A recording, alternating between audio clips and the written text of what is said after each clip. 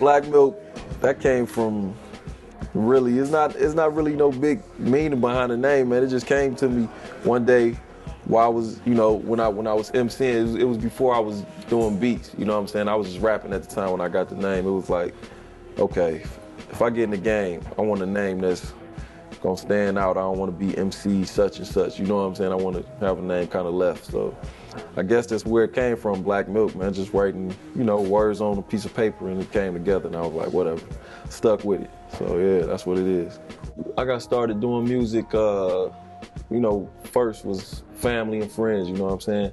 Cousins or whatnot was into hip hop, and they had their little, set up at the crib, equipment or whatnot, and doing stuff like that. So after a while, I just, got interested in it, to what they was doing, and, dibbled and dabbled a little bit with the equipment, and, really fell in love with making beats, you know what I'm saying? I was already rhyming, you know what I'm saying? And like music, my family, like, is in our blood anyway. So it was just a matter of time. But, you know what I'm saying? Like I say, been hanging around them and being around them, and I took it serious, you know what I'm saying? And started buying my own equipment and set my own studio up at the crib. And eventually, after I sold my first couple beats, you know what I'm saying? The Slum Village, that was the first group I sold my first beats to. And I was like, okay, I want to pursue this as the career and, really make this happen. This is what I want to do, you know what I'm saying?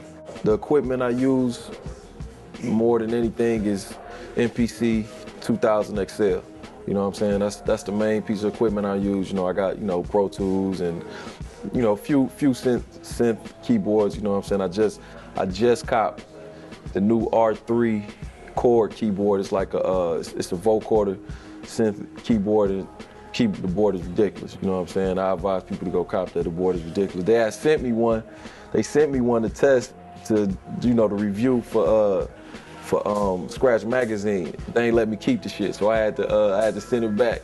And I just copped it. When I got back in town like a couple days ago. So the board is ridiculous. So I got that. Old records, man. That's all I really mess with. You know what I'm saying? So yeah, Dilla was the biggest influence out of, I think, any artist I could think of, man. You know what I'm saying? He's one of the reasons why I'm doing music right now. Like going back and saying what I said before, like being around, friends and family. You know what I'm saying?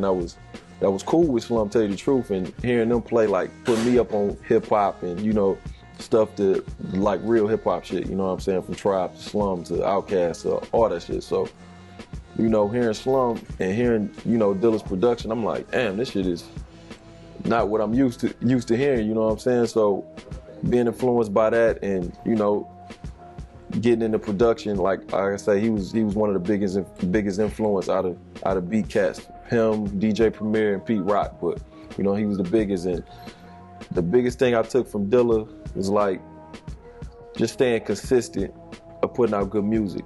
No matter what sound I'm doing at the time, what sound I'm experimenting with at the time, it was like just staying consistent year after year, you know what I'm saying? You really didn't hear too many whack Dilla records, you know what I'm saying? So that's one thing that I took from him, like, man, he stayed consistent over all those years, and that's what I'm trying to do, just putting out good music.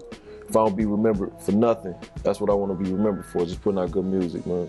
The music scene in the D is on the up and coming right now, man. We got cats like me that's doing their thing. Got cats like my man Guilty Simpson, you know what I'm saying, that's coming out doing his thing, about to drop his solo project. You got, you got Slumville, cats that been doing it for a minute, Slumville. You got who else, man? It's a lot of artists in the D that's on their way up, man, doing their thing. My man's Fat Cat just dropped his album and shit too, so it's a good look, man, you know what I'm saying? I feel like, it's like we reinventing what we already was doing, but it feels new this time around, you know what I'm saying? Like, especially for me, because I'm doing my solo thing, so it's like breath of fresh air, man, you know what I'm saying? And I feel like it's just the beginning all over again. The whole hip-hop is dead thing, like that whole movement, that whole, you know what I'm saying, thing that we just had this past year.